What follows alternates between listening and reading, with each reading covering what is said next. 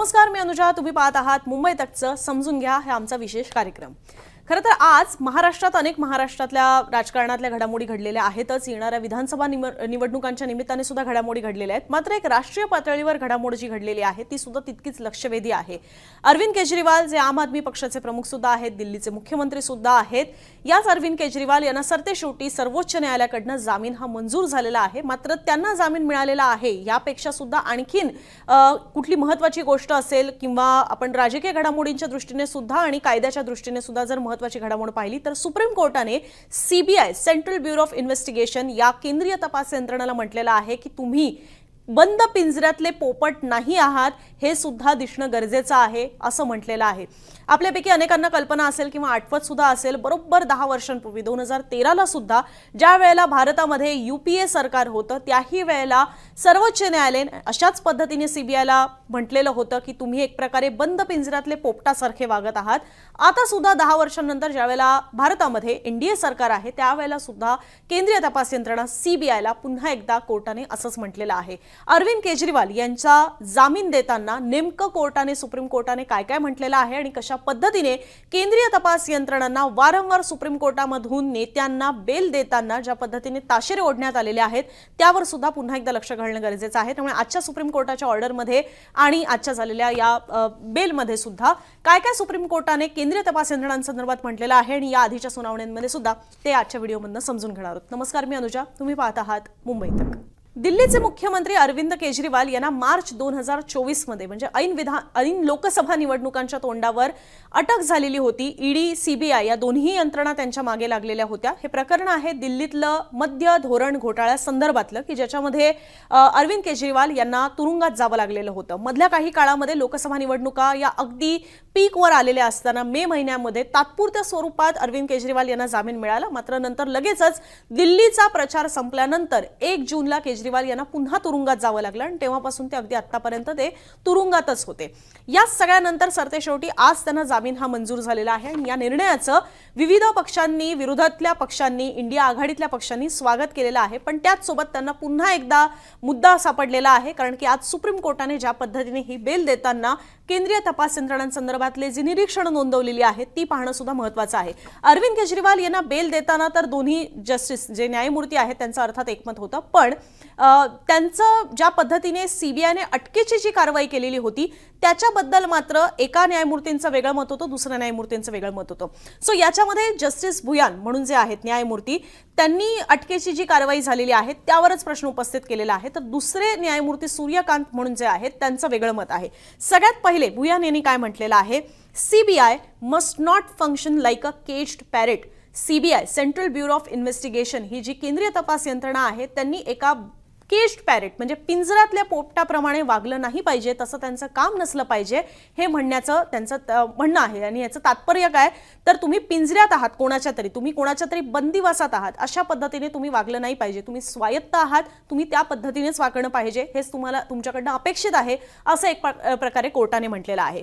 भुयान असं म्हणतायत, CBI did not feel the need to arrest Kejriwal though he was questioned in March 2023. 2023चा मार्च महिना जो आहे तेव्हाच केजरीवाल यांची चौकशी झालेली होती. मात्र त्यावेळेला सीबीआयला केजरीवाल यांची अटक करावीशी वाटली नाही किंवा त्यावेळेला कुठली कारवाई करावीशी वाटली नाही. It was only after his ED arrest was stayed the CBI became active and sought custody of Kejriwal. सीबीआयला तेव्हाच अटक करावीशी वाटली ज्या वेळेला ईडीकडनं जी केजरीवाल यांची अटक झालेली होती ती थांबली, म्हणजे त्याच्यातनं त्यांना बेल मिळाला ज्या वेळेला केजरीवाल यांना, तेव्हा मग सीबीआय इन झाली. म्हणजे कुठल्या ना कुठल्या पद्धतीने केजरीवाल हे कसे अडकले जातील हे याच्या मागचा पाहण्याचा उद्देश होता का, अशा पद्धतीने न उच्चारलेले हे वाक्य अर्थात याच्यामध्ये कोर्ट असंच म्हणतंय की it was only after ED arrest was stayed. ईडीची जी अटक त्यांना करण्यात आलेली होती त्याच्यातनं एक प्रकारे त्यांना जी बेल मिळाली, त्याच्यानंतर सीबीआय अचानक ऍक्टिव्ह झाली आणि मग त्यांनी केजरीवाल यांची कस्टडी जी आहे ती मागून घेतली असं न्यायमूर्ती भुयान म्हणतात. कमिंग डाऊन हेविली म्हणजे सेंट्रल ब्युरो ऑफ इन्व्हेस्टिगेशन जी आहे, हा जो सेंट्रल एजन्सी आहे त्यांच्यावर फार कठोरपणे बोलताना पुढे न्यायमूर्ती भुयान म्हणालेले आहेत, arrest by CBI was only to frustrate the bail granted to the AAP chief in the ED case. म्हणजे ईडीच्या प्रकरणामधनं आम आदमी पक्षाचे प्रमुख अरविंद केजरीवाल यांना जे जामीन मिळालेला होता त्याच्यातनं पुन्हा एकदा एक प्रकारे दुसऱ्या प्रकरणात अडकवण्याचा किंवा त्यातनं एक प्रकारे केजरीवाल यांना त्रास देण्याचा हा प्रयत्न होता का, असा सुद्धा कुठून तरी उल्लेख जो आहे तो आपल्याला न्यायमूर्ती जे बोलतात त्याच्यातनं आपल्याला हा आढळतोय. पुन्हा एकदा सांगते, न्यायमूर्तींचं हे म्हणणं जे आहे ते फार महत्त्वाचं आहे. न्यायमूर्ती म्हणतात arrest by CBI was only to frustrate the bail granted to the AAP chief, असं त्यांनी म्हटलेलं आहे. पुढे त्यांनी असं सुद्धा म्हटलेलं आहे, cases of journalist Mohammad Zubair or Arnab Goswami to hold that the law cannot be used for targeted harassment. म्हणजे तुम्ही एखाद्याला ठरवून त्रास देण्यासाठी कायदा हा वापरू शकत नाही, हे सुद्धा कोर्टाने कुठेतरी केंद्रीय तपास यंत्रणा आठवण करून देण्याचा प्रयत्न केलेला आहे. आणि तुम्ही बंद पिंजऱ्यातले पोपट नाही आहात हे सुद्धा दिसणं गरजेचं आहे, असं सुद्धा कोर्टाने याच्यामध्ये म्हटलेलं आहे. आता याच्यामध्ये खरं तर आपल्याला ही सुद्धा गोष्ट लक्षात घ्यायला हवी की याच्यामध्ये दुसरे जे न्यायमूर्ती आहेत सूर्यकांत म्हणून, त्यांनी काय म्हटलेलं आहे. सूर्यकांत यांचं म्हणणं आहे की ही अटक जी आहे ती काही चुकीच्या पद्धतीने झालेली नाहीये. दोन्ही बाजूंची आपल्याला मतं समजून घेणं गरजेचं आहे. सूर्यकांत यांचं असं म्हणणं आहे की ही अरेस्ट जी झालेली होती केजरीवाल यांची ती व्हॅलिड आहे, वैध आहे. न्यायमूर्ती कांत यांचं असं म्हणणं आहे CBI was not required to give a reason for arresting Kejriwal as a magistrate had issued a warrant. So इथे जे न्यायमूर्ती कांत आहेत ते असं म्हणतात की सीबीआयला कुठल्याही पद्धतीने याच्याबद्दल कारण देण्याची गरज नाहीये की त्यांनी का केजरीवाल यांची अटक करून घेतली, कारण की मॅजिस्ट्रेटने ऑलरेडी याच्यामध्ये अरेस्ट वॉरंट जे आहे ते काढलेलं होतं. There is no impediment to arresting a person who is already in custody for another case for purpose of investigation. हे पण इथे कोर्टाने म्हटलेलं आहे. ऑलरेडी एका केसमध्ये इन्व्हेस्टिगेशन म्हणजे तपास करण्याच्या उद्देशाने त्यांना ऑलरेडी अटक ही करण्यात आलेली होती, त्यामुळे याच्यामध्ये सुद्धा काही वेगळं कारण द्यायची गरज नाहीये. The CBI in their application noted why the arrest was necessary and there was also a judicial order. सीबीआयने ज्या वेळेला अटक केलेली होती केजरीवाल यांना, त्याच्यामध्ये त्यांनी ऑलरेडी त्याची जी कारणं आहेत ती त्याचा उल्लेख त्याच्यामध्ये केलेला होता की केजरीवाल यांना अटक करण्याची का गरज आहे याचा उल्लेख हा ऑलरेडी सीबीआयने केलेला होता. आणि तसंच त्या संदर्भातली ज्युडिशियल ऑर्डर सुद्धा होती, हे सूर्यकांत यांचं म्हणणं आहे. आणि या दाव्यांच्या आधारावर त्यांचं असं म्हणणं आहे की ती अटक जी झालेली आहे ती व्हॅलिड आहे. The arrest did not suffer from any procedural flaw, दस अरेस्ट इज व्हॅलिड. त्यामुळे याच्यामध्ये कुठल्याही प्रक्रियेमध्ये काही चूक होती का, लूपहोल होता का, किंवा त्याच्यामधनं काही वेगळा मार्ग काढून प्रयत्न करण्यात आलेला होता का अटक करण्याचा, तर असं काही झालेलं नाहीये आणि त्याच्यामुळे ही अटकेची कारवाई ही योग्य ठरते, असं न्यायमूर्ती कांत यांचं म्हणणं आहे.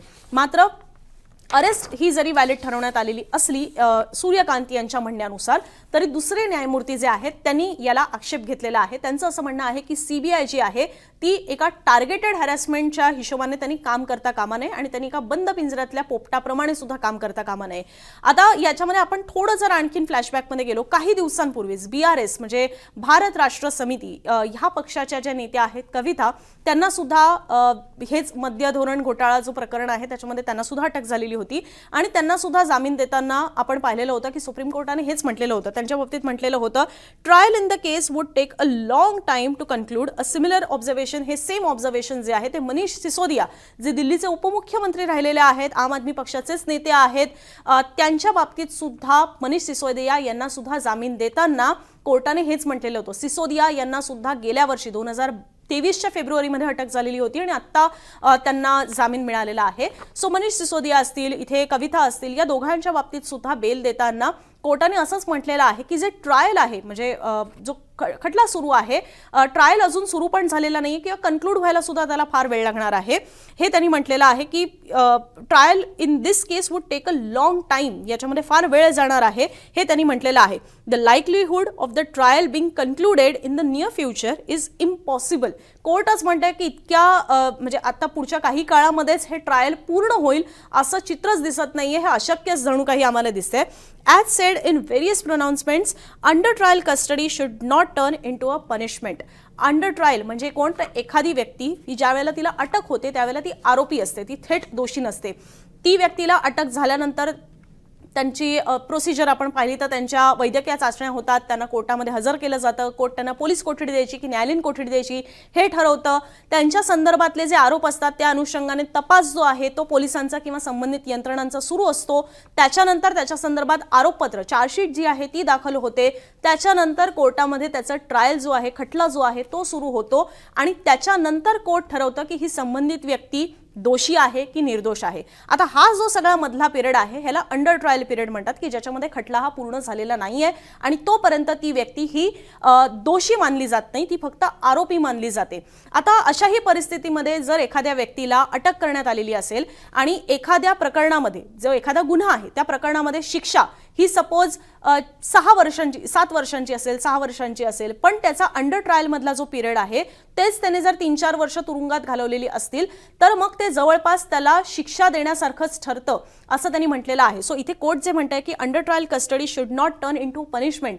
अंडर ट्रायल असताना एखाद्यावरचे दोष ही सिद्ध झालेले नसताना त्यांना जर आधीच खूप मोठा तुरुंगवास भोगावा लागला तर इन अ वे ती त्याला शिक्षा दिल्यासारखंच आहे. इन अ वे त्याला दोषी समजून त्याला ज्या शिक्षा दिल्या जातात तशाच पद्धतीने त्याला तेवढा काळाचा तुरुंगवास जर भोगावा लागत असेल तर ते कुठेतरी बरोबर ठरत नाही. आणि म्हणून ट्रायल्स जे आहेत, खटला जे आहे तो वेळीच मार्गी लागायला हवा, ते लवकरात लवकर पूर्ण व्हायला हवे असं कोर्टाची अपेक्षा जी आहे ती इथे व्यक्त होताना पाहायला मिळते. असेच ऑब्झर्वेशन्स हे या आधी सुद्धा कोर्टाने, सर्वोच्च न्यायालयाने ईडी सीबीआयच्या केसेसमध्ये अनेकदा व्यक्त केलेले आहेत आणि म्हणूनच बऱ्याचदा ईडी आणि सीबीआय केसेसमध्ये त्यांचा आपण म्हणतो कन्व्हिक्शन रेट हा किती आहे हे विचारलं जातं, की तुम्ही एखाद्या व्यक्तीला अटक करता, आरोप अनेक होतात, त्याच्यामध्ये चार्जशीट दाखल होते, पण ते त्याचं कन्व्हिक्शन कितपर्यंत होतं, ती व्यक्ती दोषी सिद्ध होते का, याच्यावर प्रश्न उपस्थित केले जातात. कोर्ट सुद्धा हे म्हणतंय की याच्यामध्ये ट्रायलच पूर्ण होत नाहीये, अनेक गोष्टींचा तपास हा अजूनही रखडलेला आहे. हे कोर्टाने अनेक आपल्या जजमेंट्समध्ये सुद्धा म्हटलेलं आहे. सोबतच केंद्रीय तपास यंत्रणांसंदर्भात बोलायचं झालं तर याआधी सुद्धा शिवसेना उद्धव बाळासाहेब ठाकरे पक्षाचे राज्यसभेचे खासदार संजय राऊत यांना सुद्धा ज्या वेळेला पत्राचाळ प्रकरणामध्ये अटक करण्यात आलेली होती ईडीकडनं, त्यावेळेला सुद्धा त्यांनाही जामीन देताना याच पद्धतीने कोर्टाने असेच ताशेरे ओढलेले होते की पिक अँड चूज पद्धतीने अटकेच्या कारवाया होता कामा नये किंवा कुठल्याही कारवाया होता कामा नये. पिक अँड चूज म्हणजे काय तर टार्गेटेड, अगेन की एखाद्याला म्हणजे अनेक जण आहेत त्याच्यापैकी एखाद्यालाच ठराविक लोकांनाच पिक केलं जातं, ठराविक लोकांनाच निवडलं जातं आणि त्यांना निवडून त्यांच्यावर कारवाया होतात. जर कायदा आहे तर तो सरसकट सगळ्यांनाच लागू असला पाहिजे असं सुद्धा कोर्टाने त्यावेळेला ही अपेक्षा जी आहे ती व्यक्त केलेली होती. सो हे आता अरविंद केजरीवाल यांच्या संदर्भातली कोर्टाची ऑर्डर असेल किंवा या आधीच्या सुद्धा ऑर्डर्स असतील तर त्याच्यामध्ये आपण पाहिलेलं आहे की केंद्रीय तपास यंत्रणांच्या कारवाया, त्यांच्याकडनं होणाऱ्या अटकेच्या कारवाया किंवा त्यांच्याकडनं होणारा तपास, त्याला लागणारा वेळ, या सगळ्या संदर्भात वेळोवेळी सर्वोच्च न्यायालय असतील, काही प्रमाणात उच्च न्यायालय सुद्धा असतील, त्यांनी वेळोवेळी या यंत्रणांना एक प्रकारे झापलेला आहे असं सुद्धा आपण म्हणू शकतो किंवा त्यांचे कान पिळलेले आहेत असं सुद्धा आपण म्हणू शकतो. या सगळ्या संदर्भात तुम्हाला काय वाटतं कमेंट बॉक्समध्ये तुमच्या प्रतिक्रिया जरूर मांडा. या आणि अशा विविध विषयांवरचे सखोल विश्लेषण आणि लाईव्ह अपडेट्स पाहण्यासाठी बघत रहा मुंबई तक.